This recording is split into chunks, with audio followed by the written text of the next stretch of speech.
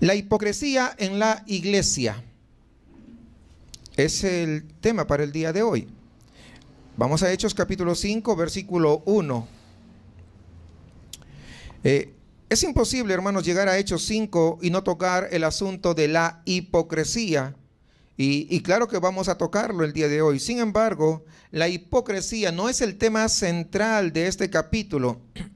No es lo principal que Dios nos quiere enseñar a nosotros. Pero sí tenemos que entender de que hay hipocresía dentro de la iglesia.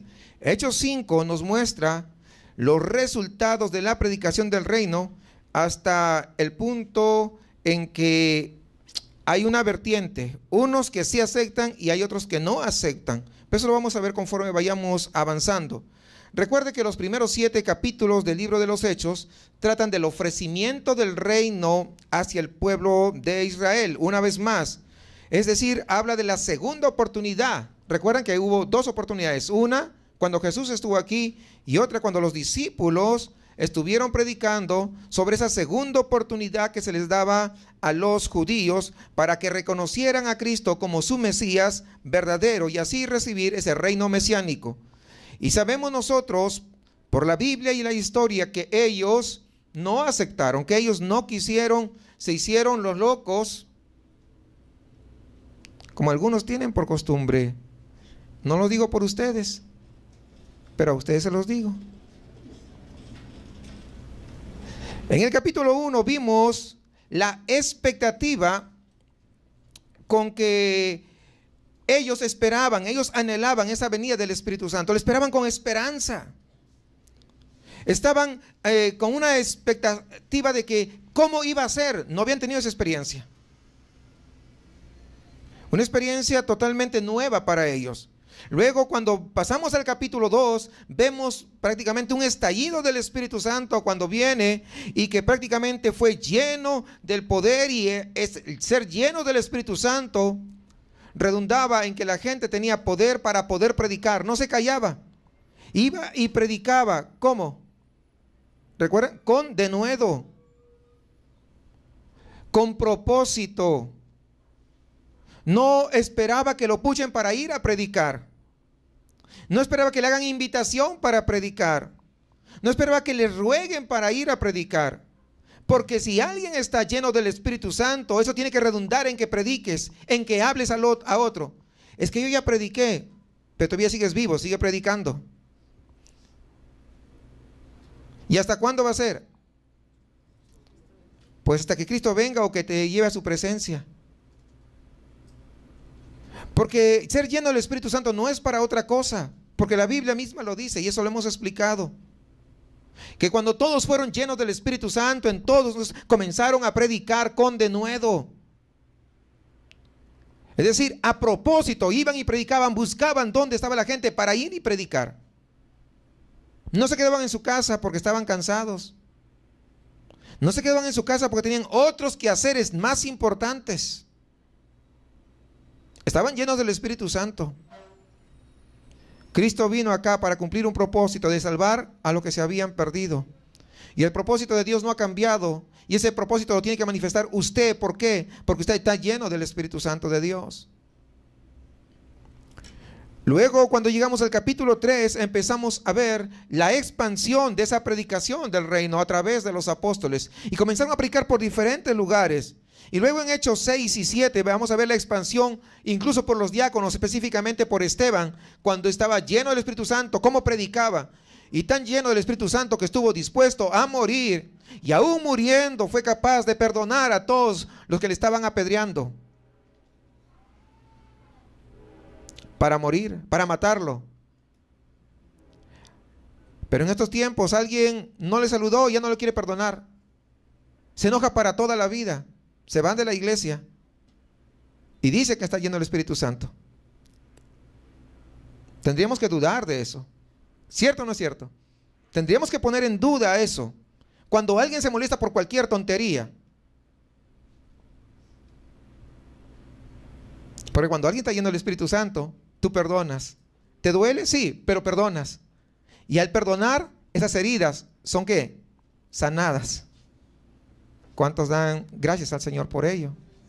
porque no es en nuestras fuerzas, es con el poder de Él. Pero en Hechos 3 los apóstoles predican el reino al pueblo judío, y en el 4 predican, recuerdan, a los gobernantes. Mientras que en el capítulo 3, cuando predican al pueblo judío, muchos escuchan y se arrepienten. Recuerdan ustedes que lo hemos visto. Pero en el 4, cuando predican a los religiosos de sus tiempos, ellos no quisieron oír. Pero Pedro se amilanó, Pedro se agüitó, Pedro se reprimió, dijo: ay, y ahora es que son los grandes, mira los poderosos. No, a él no le importó poco, le dijo: ustedes. ¿Recuerdan ustedes? Muy directo. Porque pero dice la Biblia que él estaba lleno del Espíritu Santo. Si uno no está lleno del Espíritu Santo, no puede predicar de esa forma. Tampoco puede entender por qué se predica así. Es que ustedes van a predicar muy exagerados, hermanos. Es que háblales con amor. Pues justamente porque hablo con amor, es que le hablo de su pecado. ¿O no es cierto? Para que entiendan de que es a través de Jesucristo que pueden ser salvos, que no hay otro camino. Y ahora que vamos a entrar a este capítulo 5, vamos a ver los resultados de esta predicación entre el pueblo y los religiosos del pueblo de Israel. Y este capítulo básicamente se divide en dos partes, e incluso en algunas Biblias está así dividido, desde el versículo 1 al versículo 16, donde vemos el fruto que hay entre el pueblo, y del versículo 17 al 42, donde vamos a ver la frustración entre los líderes religiosos de ese pueblo. Y tal vez algunos se esté preguntando: ¿fruto? Porque yo acabo de mencionar eso, hay fruto entre el pueblo. ¿No se trata acaso de la muerte de los hipócritas Ananías y Zafira? Porque algunos, si no lo leyeron, por lo menos ya vieron el título. Se trata de eso. Sí, se trata efectivamente de eso, pero como vamos a ver, su muerte, hermanos, es una señal. Tal como las sanidades y los milagros eran una señal para los incrédulos, esta señal es para los que se están congregando, a fin de que entiendan que Dios es santo y que con Él no se juega. Es una señal para que sepan que los apóstoles predicaban de parte de Dios. Eso es una señal. Y esta señal, como las otras demás señales que ya hemos visto, sirven para confirmar el mensaje de los apóstoles. Y este mensaje y esa señal hace que lleven mucho fruto. Y es lo que vamos a ver. Versículo 1. Vamos a ir de corrido hasta el 11, yo creo. Vamos a ver. Pero cierto hombre llamado Ananías, con Zafira su mujer, vendió una heredad y sustrajo del precio, sabiéndolo también su mujer. ¿Qué cosa es sustraer? Mire. Y trayéndole solo una parte, la puso a los pies de los apóstoles y dijo: Pedro, Ananías, ¿por qué llenó Satanás tu corazón para que mintieses al Espíritu Santo y sustrajeses del precio de la heredad, reteniéndola no se te quedaba a ti, y vendido no estaba en tu poder? ¿Por qué pusiste esto en tu corazón? No has mentido a los hombres, sino a Dios. Al oír Ananías estas palabras, cayó y expiró. Y vino un gran temor sobre todos los que oyeron, y levantándose los jóvenes lo envolvieron y sacándolo, lo sepultaron. Pasado un lapso como de 3 horas, sucedió que entró su mujer, no sabiendo lo que había acontecido. Entonces Pedro le dijo: dime, ¿vendiste en tanto la heredad? Pues yo tengo que ser fiel a mi esposa, a mi esposo. Claro que sí. No, usted sea fiel a Dios. Algunos quieren ser fieles a su familia más que a Dios, y han hecho de su familia sus ídolos antes que Dios, y ya lo quitaron del primer lugar. Recuerden, eso hablamos el día martes, que es un peligro. Cuidado con eso. Entonces Pedro le dijo: dime, ¿vendiste en tanto la heredad? Y ella le dijo: sí, en tanto. ¿Estás seguro que fueron 500,000 pesos? Sí, fueron 500,000, exactito, Pedro.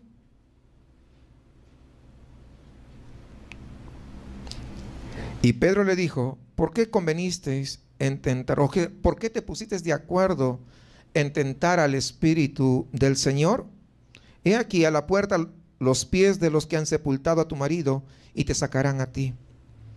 Al instante ella cayó a los pies de él y expiró.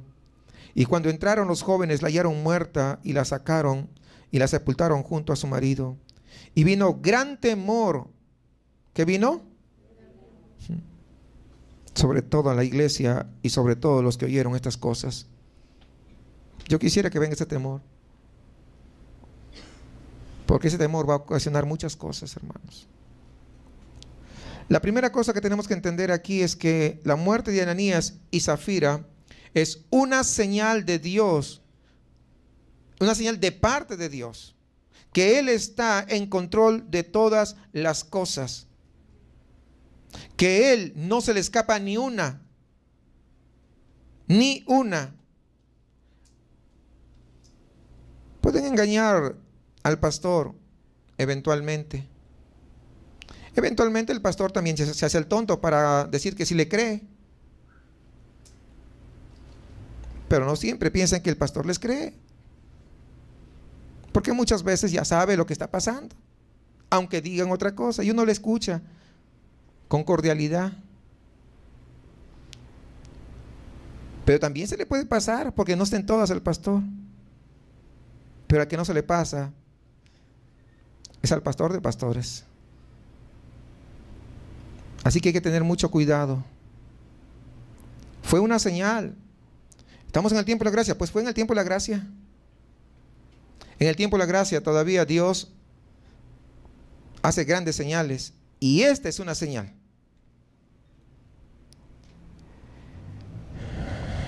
Versículo 12. Y por la mano de los apóstoles se hacían muchas señales y prodigios. Esta pues era una señal más. Muchas señales en el pueblo, y estaban todos unánimes en el pórtico de Salomón.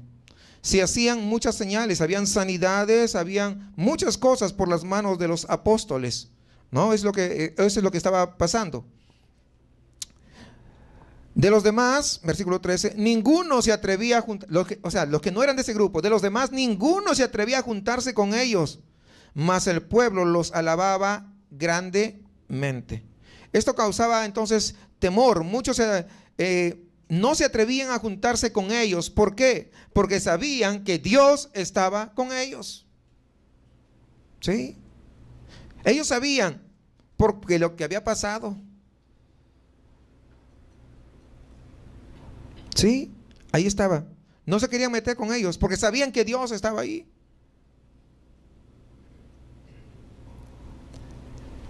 Sigamos. Y los que creían en el Señor aumentaban más. Gran número así de hombres como de mujeres, es decir, de ambos. Entonces, lo que pasaba, esa gran señal de la muerte de Ananías y Zafira, los milagros que se hacían, la predicación, resultaron en un mucho fruto de arrepentimiento, de fe, y muchos fueron salvos. Ahí es lo que estamos viendo en estos momentos. La salvación a través de esas señales que Dios estaba haciendo. Este mismo temor y produce ese fruto,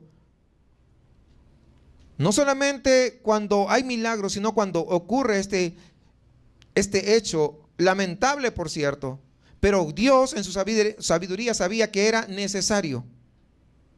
¿Cuántos entienden que era necesario? Porque algunos dicen, no, pero ¿por qué tenía que ser? Es muy extremoso Dios.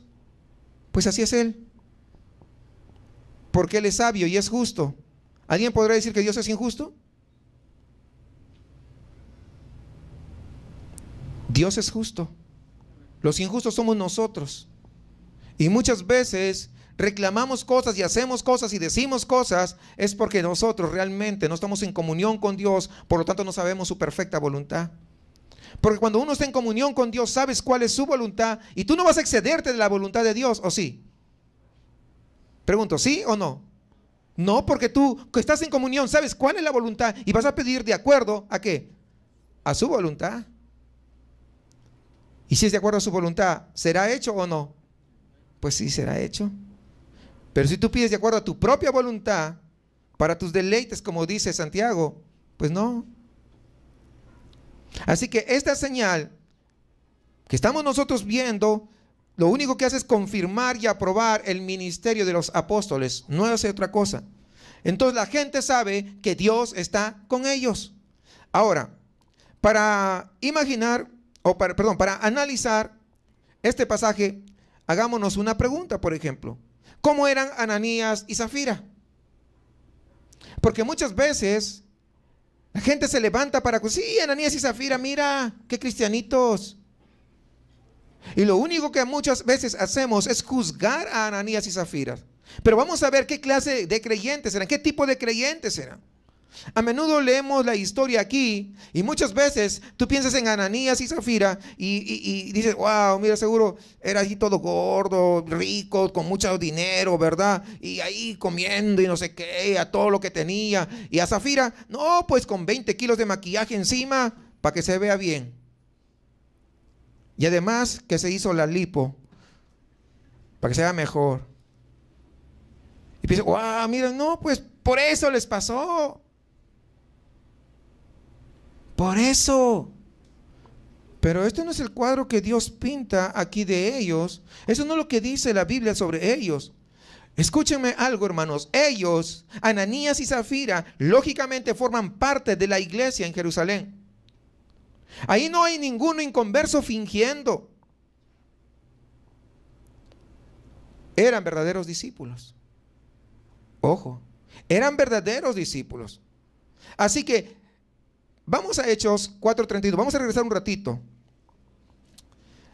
Cuando hubieron orado, el lugar en que estaban congregados tembló y todos fueron llenos del Espíritu Santo y hablaron con denuedo la palabra de Dios. ¿Quién dice? Todos. ¿Incluyendo a quién? Pues Ananías y Zafira, porque era parte de la iglesia. Miren, estamos en el capítulo 4, el capítulo 4 al 5, estamos saltando apenas. Es decir, Ananías y Zafira eran parte de la iglesia. Por lo tanto, ellos también habían sido llenos del Espíritu Santo. Ellos hablaban con denuedo la palabra de Dios. Ellos eran parte de la congregación y Dios llenó, dice, a todos con su Espíritu Santo. Ellos evangelizaban. ¿Cuántos de ustedes evangelizan como ellos evangelizaban? ¿Se da cuenta que a veces muchos señalan a Ananías y Zafira? Sí, para que aprendas, te va a pasar como ellos. Pero ni siquiera a veces su vida no dice nada. Algunos ni siquiera han sido llenos del Espíritu Santo. Y se ponen a juzgar a Ananías y Zafira. Pero cuando vemos esto, tenemos que entender de quién se trata. Porque ahí en el 4:32 dice, y la multitud de los que habían creído eran de un corazón y un alma. La multitud, entre ellos estaban ¿quién? Estaban Ananías y Zafira. Eran de un corazón y un alma. Y ninguno decía ser suyo propio de lo que poseía, sino que tenían todas las cosas en común. Es decir, Ananías y Zafira formaban parte de la multitud de los que habían creído, de los que se habían arrepentido, de los que eran salvos. Eran parte de la iglesia.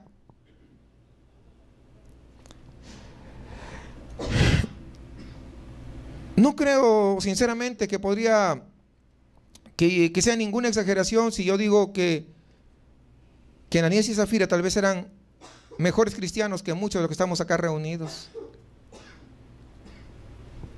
Mírenlo, medítelo por un momento. Piensen y pongan en perspectiva lo que eran verdaderamente Ananías y Zafira. Eran creyentes, eran salvos, eran unánimes en oración con los demás creyentes allí en la iglesia. ¿Cuántos de ustedes oran unánimes juntamente con los demás? ¿Cuántos se desviven por llegar el día que tenemos oración? Por estar juntamente con su hermano, orando juntos en comunión, unánimes. ¿Cuántos? O sea, no me tiene que responder, pero piense, ¿con qué objetivo viene a orar? ¿Viene a orar con su hermano juntamente o viene por un egoísmo a orar para sí mismo? Y esa es una gran diferencia.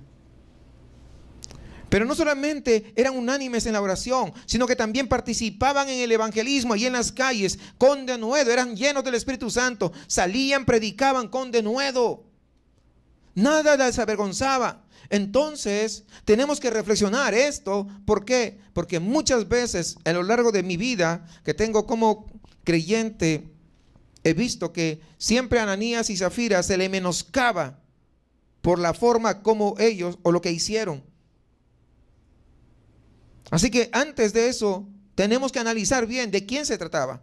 ¿Quién eran ellos? Antes de poder tomar cualquier criterio y poder juzgar, sería mejor examinarnos nosotros, a nosotros mismos, a la luz de la palabra. Si éramos mejores que ellos. De lo que está narrando aquí. ¿Qué hicieron Ananías y Zafira? Bueno, vamos a ver. Hechos 4, 36 al 37, fíjense, dice: entonces José, a quien los apóstoles pusieron por sobrenombre Bernabé, que traducido es hijo de consolación, levita natural de Chipre, como tenía una heredad, la vendió y trajo el precio y lo puso a los pies de los apóstoles. ¿Qué hicieron entonces Ananías y Zafira? Pues vieron a los demás, así como a Bernabé, vender sus propiedades y dar el dinero a los apóstoles para el uso del ministerio. Y acá sigue el versículo 1. Pero cierto hombre llamado Ananías y Zafira, su mujer vendió una heredad. ¿Qué hicieron? Lo mismo que había hecho Bernabé con su propiedad. La vendieron. ¿Pero qué? El pero está en el versículo 2. Pero sustrajo del precio, sabiéndolo también su mujer, y trayendo solo una parte la puso a los pies de los apóstoles.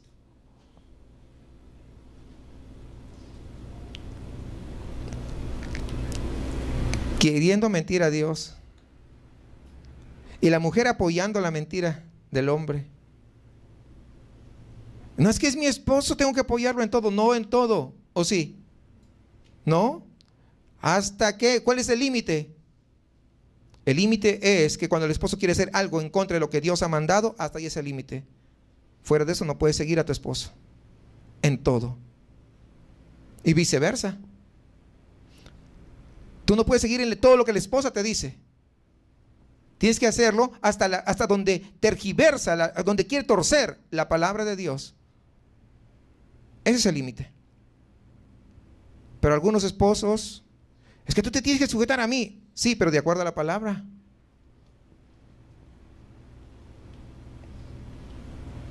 De acuerdo a la palabra. O sea, todo tiene que un límite. Y es bien claro a través de la palabra. Cuando vea usted, si es mujer, que el esposo quiere que usted lo siga a un lugar torcido de lo que dice la Escritura, hasta allá no. Vete tú solo, yo no. Pero dice la Biblia que te tiene que someter. Sí, es cierto. Siempre y cuando el sometimiento no me lleve a tergiversar la ley de Dios. Porque si ese sometimiento a ti me va a llevar a tergiversar la ley de Dios, prefiero obedecer a Dios antes que a ti. Y eso se aplica para los dos. Pero me voy a enojar. Prefiero que te enojes tú antes que se enoje Dios conmigo.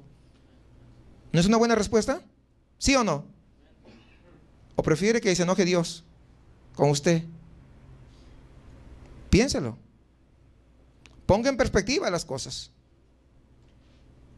Porque eso es lo que pasó aquí. Ananías sustrajo del precio, tal vez guardando un poquito ahí para el tiempo de las vacas flacas. Pues, ¿qué tenía de malo? Pero observe esto.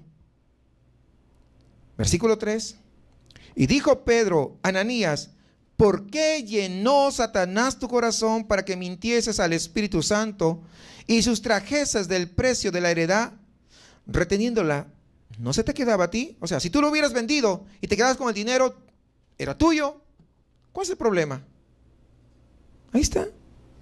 Y vendido, no estaba en tu poder. Si ya lo vendiste, pues ya estaba en tu poder. ¿Para qué tú tienes que traerlo?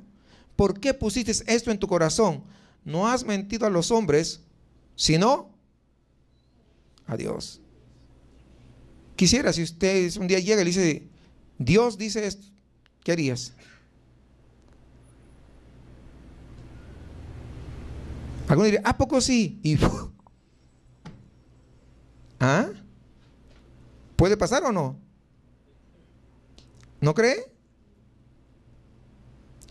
Una vez le dije a alguien, mira, el Señor te está dando la última oportunidad de tu vida. No me gusta decir eso, pero tuve que hacerlo porque prefiero obedecer a Dios. Ay, qué malo. Pues Dios me dijo. Mira, es la última oportunidad que Dios te va a dar. Si te arrepientes, bien. Y si no, no hay más. ¿Qué creen? ¿Se arrepintió? ¿A poco sí te voy a creer? No se arrepintió. Y ahora está en el infierno. Porque Dios no es un juego. Ay, pastor, usted ha venido con ganas de asustarnos. No, te estoy diciendo lo que dice la Biblia. Pero aún te estoy comentando algo que en estos tiempos todavía puede pasar. Y solamente está en la pura soberanía de Dios el cómo nos trata a cada uno de nosotros y su misericordia que la extiende cada mañana. Pero no creamos que su misericordia va a durar para siempre, porque puede ocurrir que en cualquier momento venga el fin de nuestros días sobre la tierra. Tenía todo el derecho de dar lo que él quería, todo o una parte. Si no hubiera traído nada, hubiera estado bien, perfectamente bien. Nadie le estaba obligando a hacerlo. Así como nadie obligamos aquí en la congregación a dar. No te obligamos a dar una ofrenda, no te obligamos a dar un diezmo, no te obligamos.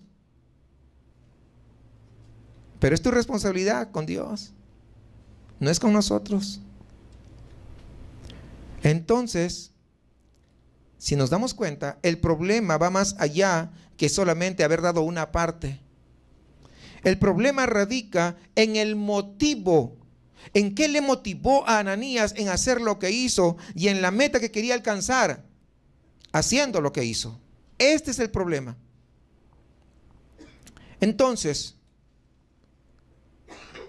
aquí tendríamos que entonces pensar cómo es que Dios analiza o mide nuestras ofrendas.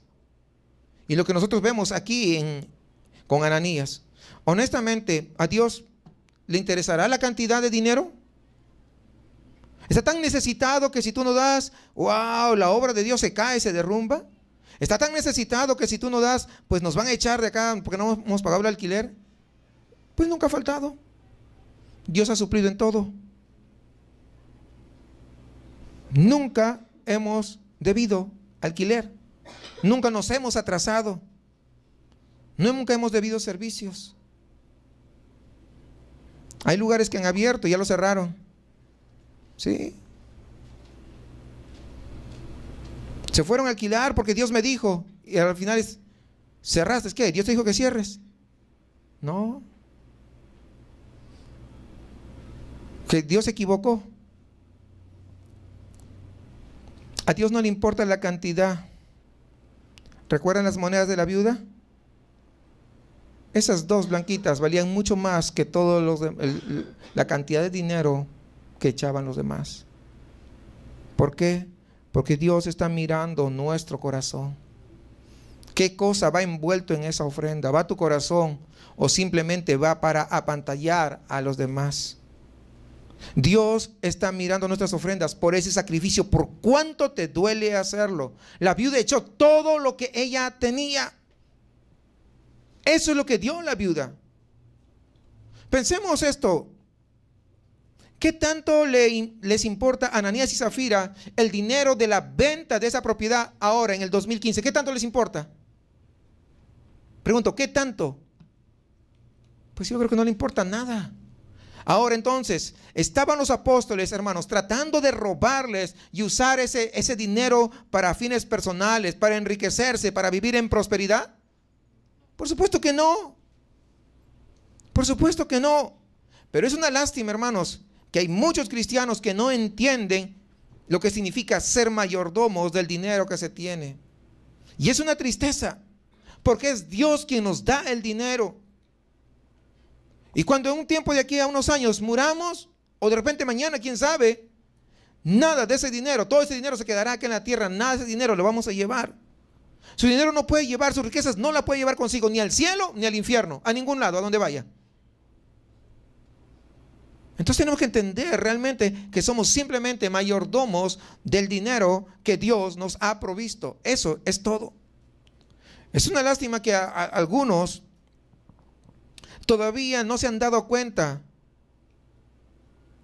o quieren tal vez cegarse de que aquí, por ejemplo, por lo menos nadie está buscando enriquecerse con el dinero de las ofrendas o el dinero de los diezmos. Nadie. Pero hay algunos que mezquinamente se ponen a hablar con otros. ¿Para qué tú das? Oye, no des. Al fin y al cabo ya no exigen. No, pues nunca vamos a exigir. A Ananías y Zafira, ¿quién les exigió? Pregunto yo. Nadie. Nadie. Nadie les exigió. Fueron y voluntariamente, pero quisieron mentirle. Quisieron hacerse los locos.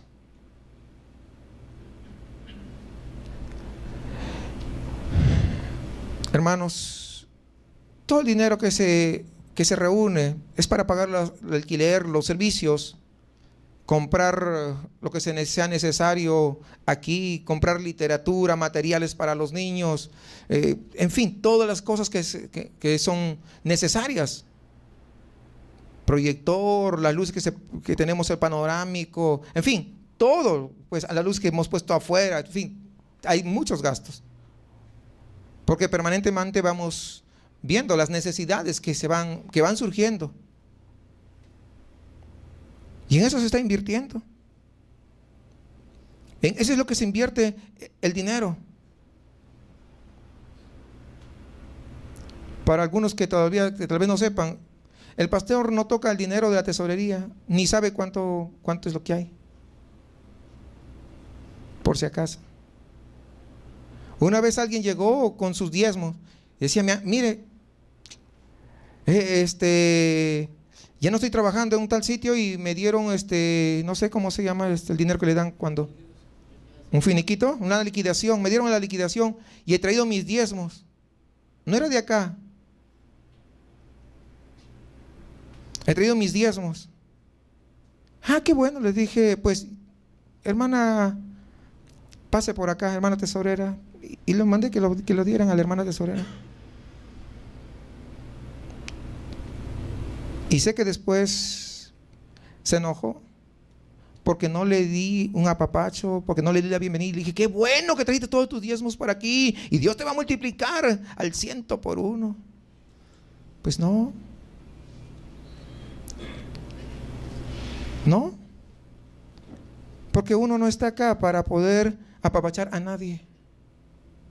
Por eso yo prefiero no tocar el dinero para que no estén diciendo que el pastor sabe cuánto da, o esto, o aquello, y quién no da, y le mira con mala cara porque seguro no está dando. Imagínense. Evitamos todas estas cosas. Y si alguno de ustedes llegara a tener algunas dudas al respecto, yo, con total libertad, usted se puede acercar con la hermana tesorera y que le dé todo el informe de cómo están las finanzas.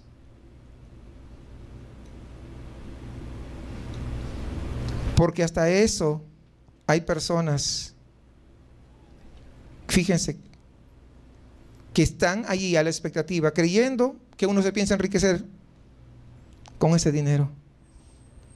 Hay otras cosas mucho más importantes, hermanos. ¿Y saben qué? Y muchos han dejado de dar porque creen que todo el dinero va para el pastor. Y han dejado de dar justamente por eso. Qué tristeza. Porque para otros es más importante que para la obra de Dios es mejor comprarse un vestido nuevo o una bolsa de marca o de repente irse al estreno del cine antes que dar su ofrenda y antes que dar sus diezmos. Tal vez es mejor comprarse su televisor porque no tenía Smart, tenía pero Plasma, ahora está bien el televisor, pero ahora Smart quiere mejor televisor antes de traer sus ofrendas. Y prefiere comprar tantas cosas, cualquier otra cosa, con la finalidad de sentirse cómodo y entretenido en este mundo, como si este mundo lo fuéramos a vivir para siempre. Las estadísticas muestran un número muy triste. Dice que sacando el promedio general de iglesias, el 80% de los que asisten a una iglesia cristiana no dan sus diezmos. ¿Qué les parece? Esas son estadísticas generales. Pues no seamos tan prontos como para juzgar como Ananías y a Zafira, porque creo que muchos a veces nos encontramos en la misma situación delante de Dios.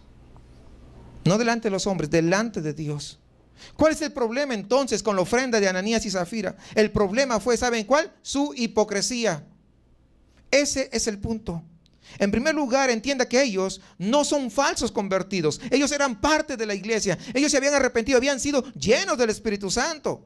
Habían creído, eran parte de la iglesia. Eran parte de la iglesia, pero eran hipócritas. Ahora, eran hipócritas no porque ellos estaban fingiendo ser cristianos. No me malinterprete. Muchos en estos tiempos, en las iglesias, son cristianos hipócritas. Y cuando digo esto, estoy haciendo diferencia entre aquellos que son cristianos hipócritas y aquellos que son cristianos carnales. Dice el diccionario, un hipócrita es alguien que finge ser lo que no es en realidad. Hay algunos, por ejemplo, podría ser que es hipócrita si se dedica a ir a las fiestas, o se dedica a adulterar o a fornicar, y el domingo llega a la iglesia, o el jueves, el día que sea, y saluda a los hermanos. Dios te bendiga, hermano, con una sonrisa santa. ¿Ese es hipócrita? ¿Eso es hipocresía o no es? ¿Sí entendemos eso? Ok. ¿Por qué? Porque el día que llega a la iglesia está fingiendo lo que no es en realidad. Entonces es un hipócrita. Su vida, de repente, si viene solamente los domingos, su vida de lunes a sábado es diferente a la vida como se maneja los domingos. Y entonces su vida de lunes a sábado es prueba suficiente de que no es salvo, porque no está viviendo como salvo. Está viviendo como impío. Y así es el cristiano hipócrita. No es un cristiano realmente. Finge que lo es, pero no lo es. Puede llegar a una iglesia, a cualquier iglesia, pero su vida es totalmente diferente. Pero el cristiano carnal está en el mismo juego que la hipocresía. Por eso él no tiene la seguridad de su salvación. ¿Por qué? Por sus frutos se conoce. ¿Cierto? ¿Ok? Y el fruto que se ve en la vida de este cristiano carnal es ¿qué? Pura carne. Lo que su carne desea, tras eso va. Y eso hace. No se detiene, no se refrena. No hay evidencia de espiritualidad, ni de la presencia del Espíritu Santo de Dios. Pues carnal. Puede ser que sea salvo. ¿Quién sabe? O puede ser que sea otro hipócrita dentro de la iglesia. No se sabe. Es más, ¿sabe qué? Ni él mismo sabe. Porque habiendo recibido tanta enseñanza, sabe lo que tiene que hacer y lo que no tiene que hacer. Entonces ni siquiera está seguro de su salvación. El único que realmente sabe es Dios. Uno es pues difícil, no hay frutos. Es la persona, como dice el proverbio, el perro vuelve a su vómito. ¿Recuerdan ese proverbio? Está duro ese proverbio. Al vómito del pecado. Esa es una persona realmente que pues hay que poner en tela de juicio su conversión. Entonces el cristiano que vive para alimentar su carne no tiene ninguna seguridad de salvación. Pues es que no creo que sea salvo. Pues estás con todo carnalote ahí. ¿Qué cosa quieres? Ni modo que te voy a decir, no te preocupes, tú sigue echándole ganas nomás. No, muere. Muere a tu carne, a tus deseos, para que pueda Cristo vivir en ti, para que pueda ser lleno del Espíritu Santo. Cuando alguien vive de esa manera, ¿saben qué? No tiene ninguna seguridad de su salvación. La Biblia no le da, ni tampoco, pues el fruto que su vida, pues no hay fruto. ¿Dónde le ves? Es difícil, pero eso hay. Ahora, regresando al caso de Ananías y Zafira, no son cristianos hipócritas, porque ellos no están fingiendo ser cristianos. Quiero que entiendan esto. Ellos no están fingiendo. Ya vimos que ellos sí eran cristianos. Entonces, ¿qué están fingiendo? Lo mismo que muchos cristianos el día de hoy. Ananías y Zafira son creyentes que quieren que los demás crean que ellos son muy espirituales. Ese es el punto. No están fingiendo la salvación. Están fingiendo ¿qué? La espiritualidad. Están fingiendo que son tan espirituales y por eso agarran y llevan todo, al igual que ¿quién? ¿Menciona a una persona? Bernabé. Tan espiritual. No, no me puedo quedar. Soy tan espiritual. Estaba fingiendo. No estaba en los bares el viernes y sábado por la noche, no. Estaban en la congregación de los santos, estaban orando unánimes, estaban evangelizando los fines de semana con los demás allí en las calles de Jerusalén. Pero quieren que todos crean que son más espirituales de lo que realmente son. Y el día de hoy sucede lo mismo. Ellos fingían ser como Bernabé, un creyente verdaderamente comprometido, consagrado y entregado a las cosas de Dios, pero su vida era diferente. Y ahora sí podemos ver nosotros, o parte de nuestra vida, en ellos. ¿O no es cierto? Muchos queremos que nos vean tan espirituales o más espirituales de lo que realmente somos. Muchos son amigos del mundo. ¿De dónde vienen las guerras y los pleitos entre vosotros? ¿Recuerdan lo que dice? ¿No es de vuestras pasiones las cuales combaten en vuestros miembros? Codiciáis y no tenéis, matáis y ardéis de envidia y no podéis alcanzar, combatís y lucháis, pero no tenéis lo que deseáis porque no pedís. Pedís y no recibís porque pedís mal para gastar en vuestros deleites. Oh almas adúlteras, wow. ¿No sabéis que la amistad del mundo es enemistad contra Dios? Cualquiera pues que quiera ser amigo del mundo se constituye enemigo de Dios. Qué palabra fuerte la de Santiago. Tremendo. Muchos aman las cosas del mundo, pero quieren que todos lo vean como grandes espirituales. Muchos aman las diversiones a escondidas, pero quieren que lo vean como grandes espirituales. Muchos aman esos deseos todavía que antes tenían, pero quieren que los vean como espirituales. No améis las cosas del mundo. No améis al mundo, perdón, ni las cosas que están en el mundo. 1 Juan 2:15. Si alguno ama al mundo, el amor del Padre no está en él. Porque todo lo que hay en el mundo, los deseos de la carne, los deseos de los ojos y la vanagloria de la vida, no provienen del Padre, sino del mundo. O sea, todos los deseos provienen del mundo. Los deseos de los ojos y la vanagloria de la vida. Los que les gusta ser famosos, los que les gusta que les alaben, los que les gusta ir vendiendo sus CDs y promocionándolo por todo lugar. La vanagloria de la vida, ahí está. La vanagloria. Los predicadores con tantos títulos que cuando van a predicar, lo primero que sacan es su currículum. ¿A quién le interesa su currículum si eso no cambia ni transforma a nadie? Si eso no va a hacer que nadie se arrepienta. O yo pregunto, ¿quién se arrepintió? ¿Alguno de ustedes se arrepintió escuchando el gran currículum impactante de algún famoso predicador? Pero muchas veces cuando llegan a alguien, lo primero que hacen es mostrar su currículum. ¿De qué sirve? Pero muchas veces hay este tipo de cristianos que aman las cosas del mundo.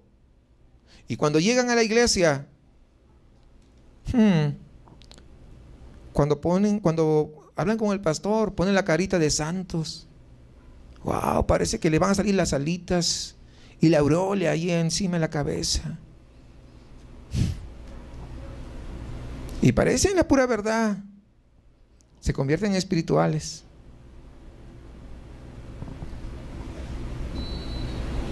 ¿Sí? ¿Cómo va a ser? Ahora ya quieren hablar de la Biblia. Cuando vienen ya quieren hablar de la obra de Dios. Ya quieren hablar de algunas cosas profundas de la palabra. No, hermanos. Y uno pues a veces con paciencia tiene que escuchar. ¿Sabe cómo se llama eso? Hipocresía.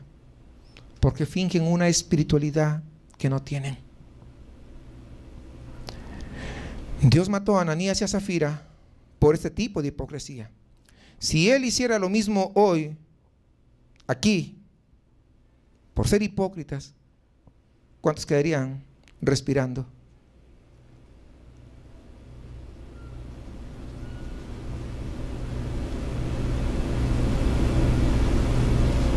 No se escucha nada.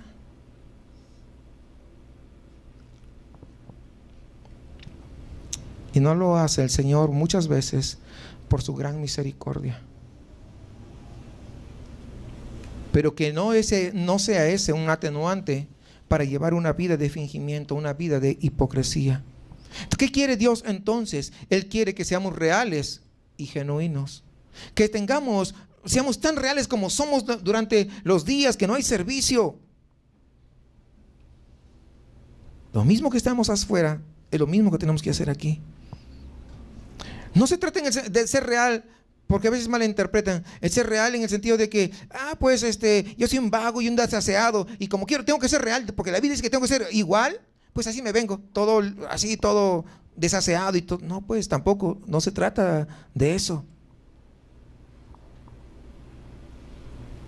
¿O sí? No, claro que no. Más bien Dios quiere que seamos reales y genuinos. ¿En qué? En la fe que nosotros profesamos, en la fe que decimos tener. En eso tenemos que ser reales.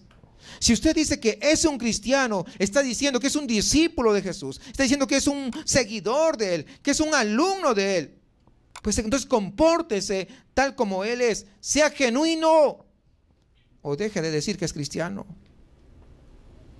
No diga cristiano si usted no está comportándose de acuerdo a la palabra de Dios, porque esa es una afrenta en contra de un Dios santo, en contra de un Dios justo, en contra de un Dios bueno, en contra de un Dios misericordioso. No diga que es cristiano si su vida es una hipocresía. Si usted es de lo que a veces allí afuera está que se pelea con los vecinos, etcétera, y después dice que es cristiano, que le invita a la iglesia, pues ¿quién va a venir? ¿Para qué voy ahí si todos abanderados están a ser de ese tipo de personas que se pelean con todo el mundo?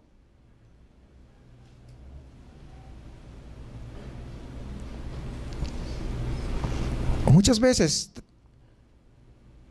no somos ejemplo en nuestra familia y queremos traerlo a la iglesia. ¿Para qué van a venir? Compórtese como un verdadero cristiano. No sea hipócrita, sea real, sea genuino, sea un cristiano siempre.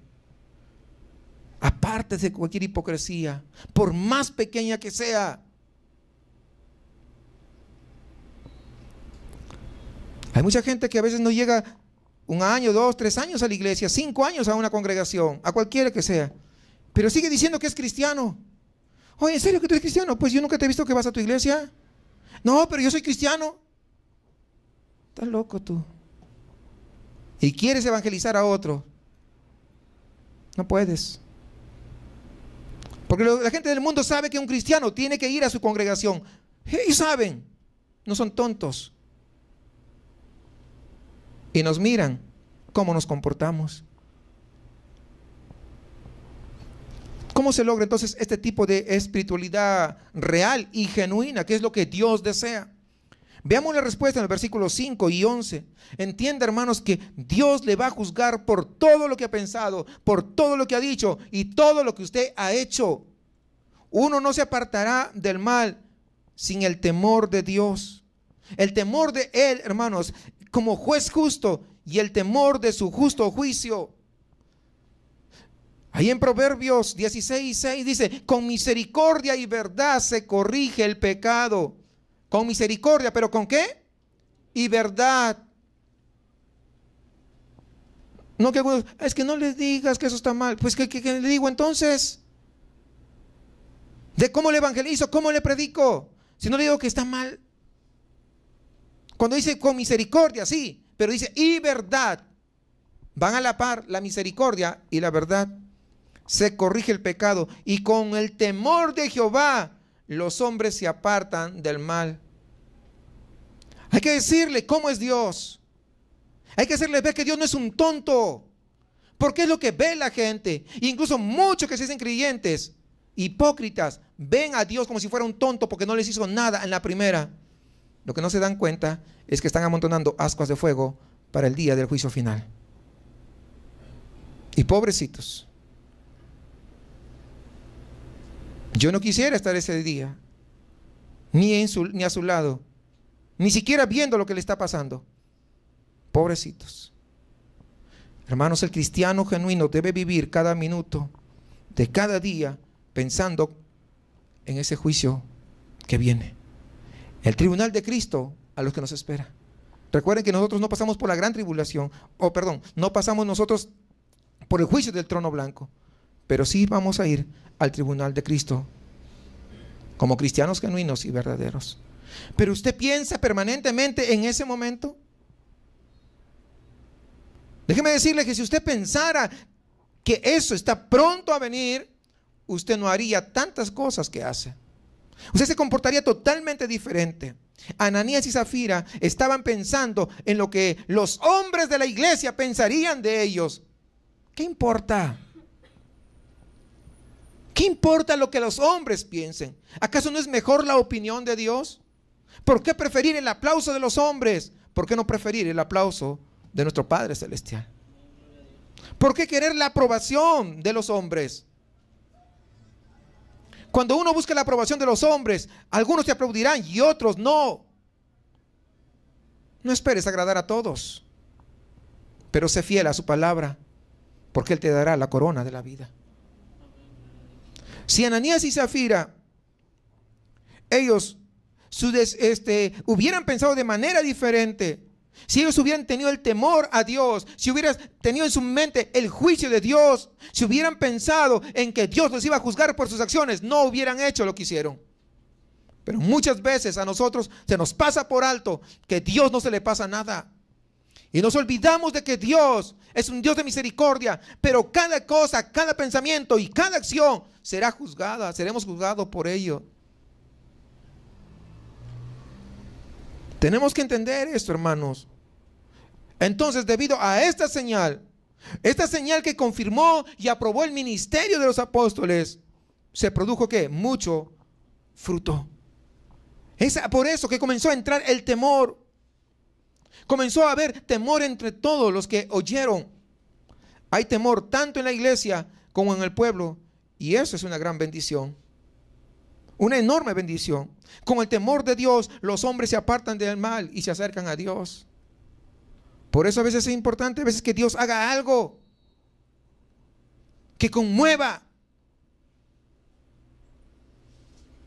de tal manera que podamos caer rendidos completamente y nos dejemos de tanta telaraña que nos metemos en la cabeza y podamos acercarnos ante nuestro Padre Celestial pidiéndole perdón, porque a veces nos hemos comportado como hipócritas,